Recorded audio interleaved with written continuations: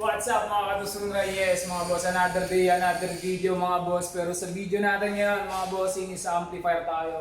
Hindi lang siya basta amplifier mga boss. Car amplifier siya mga bossing, yung tinatawag na pang car stereo. Bigat-bigat na rin mga boss. Ayan.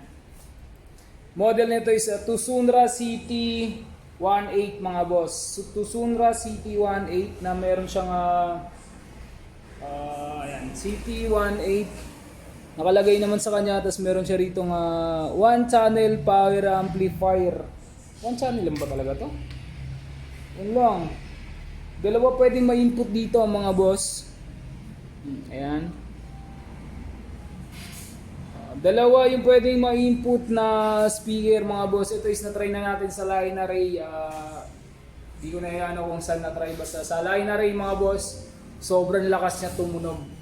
Ayan. Ito mga bossing. Huwag nyo napansinin yung mismo unahan na natin i-flex yung harap. Yes mga bossing. So mapapansin nyo rito, meron siya logo ni Tucson-Ra mga boss. As usual, yung logo ni Tucson-Ra, may pangalan ni Tucson-Ra mga boss. Yung pangalan ng model CT18. Tapos meron tayo rito may nakalagay one channel amplifier mga bossing. Kung mapapansin mo, para siyang tawag nito yung ganitong design. Di kalimutan ko pangalan nito, pero yung coating nito aluminum mga boss. Sa mga kinakabahan na baka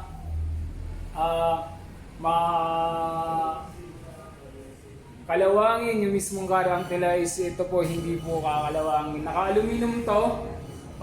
Siguro kung may kakalawangin dito, yung screw lang. Kasi makikita mo, bakal naman talaga to. Lagyan nyo na lang ng golden screw. Meron naman tayo nung nabibili dyan kung gusto nyo hindi nakalawangin to, literal. Ayan. Ayan. Tapos dito sa side niya mga bossing. Ito is yung mismong power input niya mga boss. Ito dito pang 12 volts. Dito mga boss is REM, yung di ko alam to, pero yung GND is yun parang battery lang din siya. Ayan, GND, REM, tsaka 12 volts mga boss. Nandyan siya mga bossing. Power input yan. Dito speaker out yan mga boss. Speaker output dito.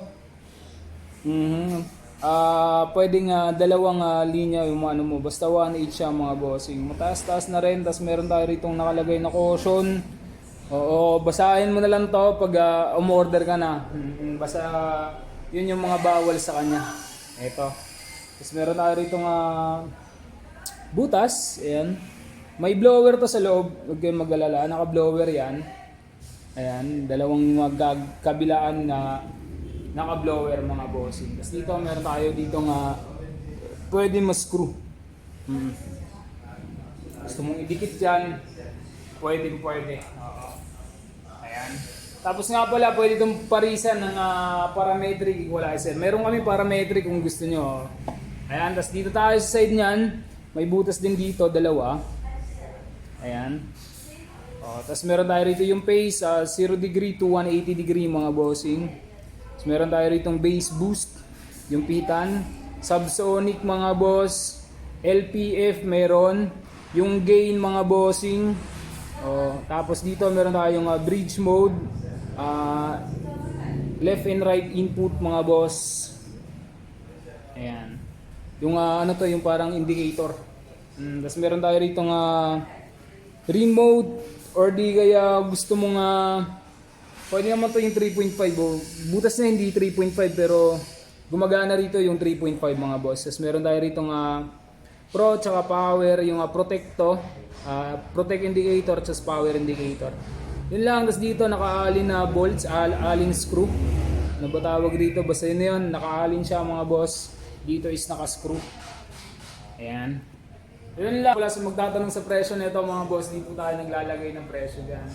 Yun lang mga boss, kung gusto mo ng ganitong content, huwag niyo kalimutan mag-follow dyan mga bossing. Bye bye!